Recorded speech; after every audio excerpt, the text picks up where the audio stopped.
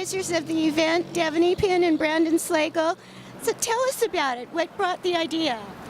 Well, actually, I hosted a blood drive about 2 years ago. It was really successful. I wanted to showcase to the community, to the mainstream press, that horror people are only scary on camera. And we actually had a lot of problems with it. No one wanted to take exceptions and charity from horror people, and it was a big, big fight. And eventually, we went through, and it was a huge turnout. We oversold the blood drive. We collected a lot of canned food for the homeless, and it was just really successful. And I was feeling blessed recently that things have been going so well, so I wanted to do something to give back. And Brandon and I decided that a blood drive for Halloween was very appropriate, and it brings the horror community together, and just to celebrate, that we have the power to do something really great. Well, I know you both are, I feel like I know you. I've seen you on Facebook. You're both titans of the horror industry.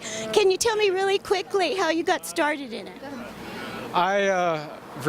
That's all I've ever been doing my entire life, whether it's theater, whether it's music. I've always been performing. And horror was something I grew up with. Like my older cousin and I grew up reading Fangoria and the original Gore Zone, and then he started a video distribution company. And so it was kind of a natural progression that once I finally started pursuing entertainment as a career, that I focused on horror, because it was a natural fit. It's something I enjoyed. It's something I had a background in. Is charity really important to you?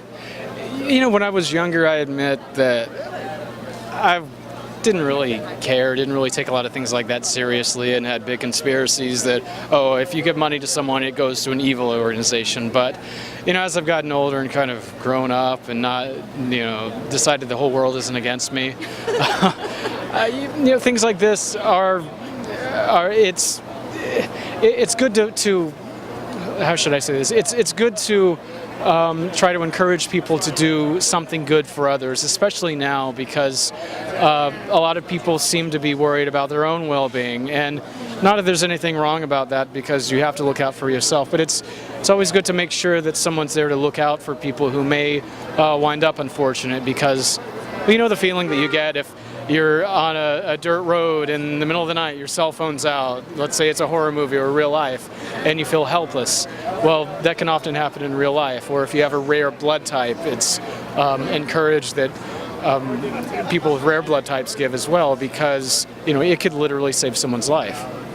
Yeah, this is a great event, and it's in connection with Cedars-Sinai. Now, I've been following your career for a long time. Boy, you look so young to have done so much. I know you're a filmmaker.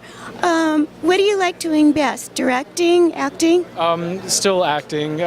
Probably in the future, I'd like to do more directing and more behind the scenes. But for now, while I appear to be young, acting's at the forefront. As long as it's something interesting. I used to do kind of like whatever was given to me, but which sometimes went for the better, sometimes it wasn't so good. But as long as it's something interesting, acting is still the priority. What was your big break? Probably the thing that pushed me the most was this movie called Kinky Killers.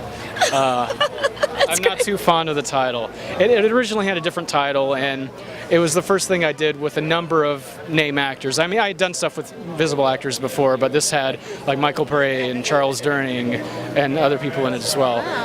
I'd done another film with Charles before, but this was the first. It was this brief like day player role. This was the first time that I was a lead amongst all of these very experienced, very good actors.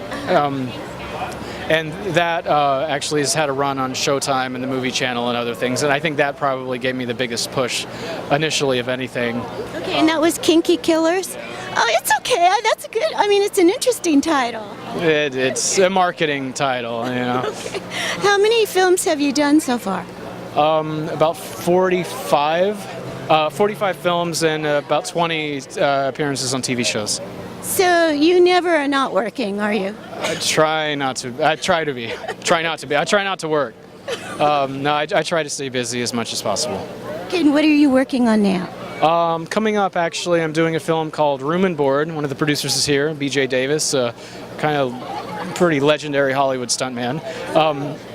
It's a film that's being shot in Louisiana, and it's about bed and breakfast. It's a bit more than it seems. run by an immigrant Russian family. Essentially, they're cannibals. But we're doing that next year. It's with Kane Hodder, with Robert Forster from Heroes, and Robert Loggia, and Tiny Lister. And Devanny-Pinn, ironic, of all people. How'd that happen? Yeah, I've heard so much about Kane Hodder. I just did an interview with R.A. Mihailov. We did a film with Kane last year called Cut, which I believe is the first time we've done anything together. We'd met before. And he said that I took his abuse very well. By abuse, I mean being choked and lifted a foot off the ground. Oh, okay.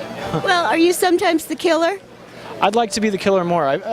In the past, I've been either the oddball character or the pretty boy, and I'd like to do more intense, more of the heavy instead. It's what I initially wanted to do, and it didn't quite go that way. You are a pretty boy, so I can see. Okay, well, I know that you have a whole event to take care of, so thank you for doing this interview, and I'm glad I finally met you. Finally. It'll probably be another 2-3 years before we have another interview. No, don't say that. Maybe not. Okay. But no, thank you very much. Okay.